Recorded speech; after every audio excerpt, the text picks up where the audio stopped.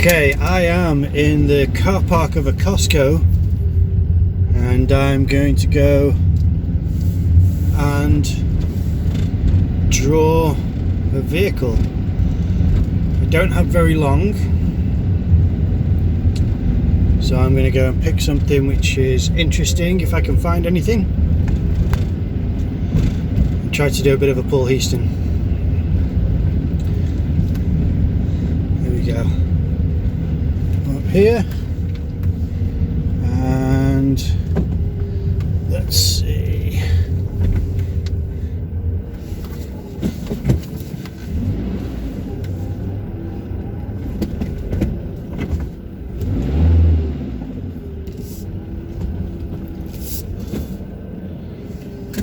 Okay, so what I've picked is these vans here. Try to draw them if I can. Let's see how I do.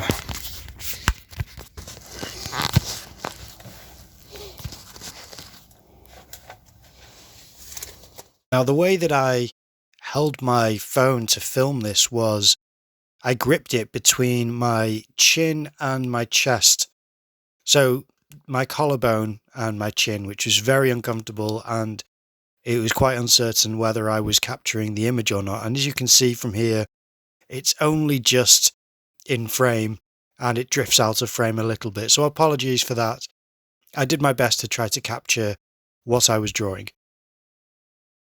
It was a bit of a challenge, even though, to be honest, it's fun, this type of thing for me. It's not really stressful, but it was a bit of a challenge just to try to concentrate on the drawing and to look up at the vehicle whilst the phone was gripped that way. So that's why you see the phone, the camera tilt up and down, is because I'm trying to look up at the van to see certain points that I'm trying to draw, and at the same time keep the drawing in the frame.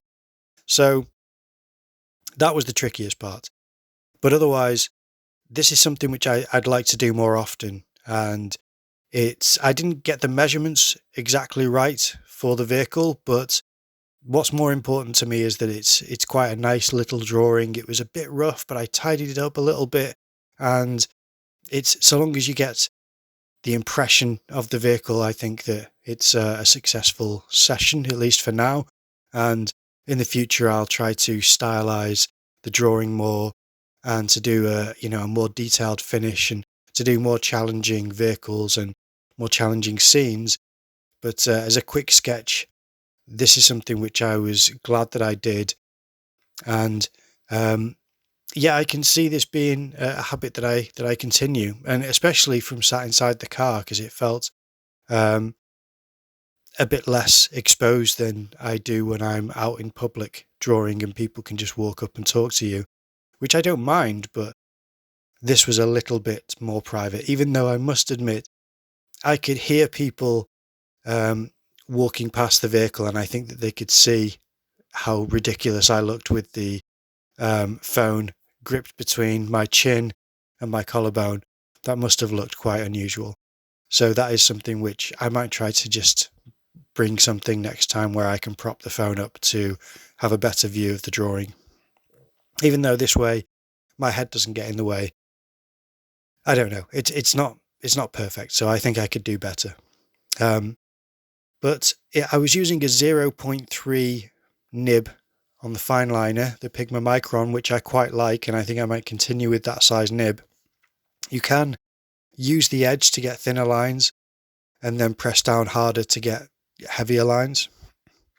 So that I quite like. And I'm using a gel pen for the white, which I don't do until the end, but that was something which, again, I think is quite nice. It didn't work immediately, but it didn't take long, and I don't use that pen very often, so it's not exactly a complaint I have. If it's a problem again in the future, then I might take a Posca pen out instead, but Posca is a paint pen, and I'd prefer to have a gel pen.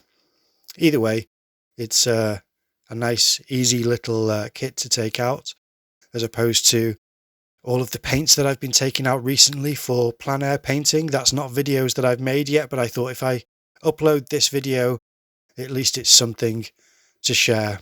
So a fun little drawing.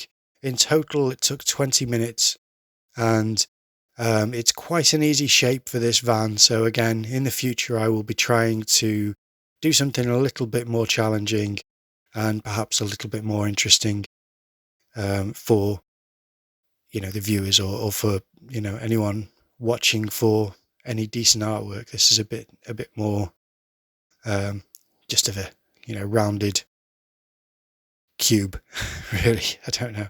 And here comes the gel pen. I think it adds a lot. I like the fact that I have this toned paper so that I can utilize the mid-tone, light and shadow. Not so amazing effect, but enough where it's given me a taste, and I am looking forward to continue this.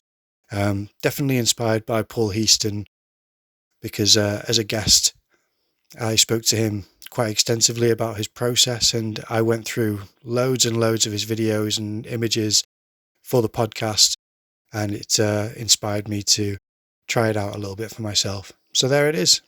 Bit of fun.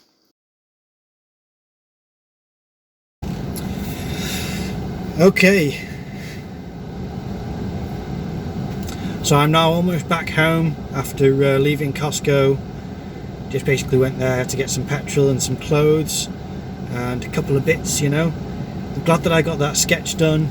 Nothing amazing, but practice like that is something which I'm going to continue as often as possible this year, because I certainly need to do more plein air drawing and painting if I want to see any improvement in my work.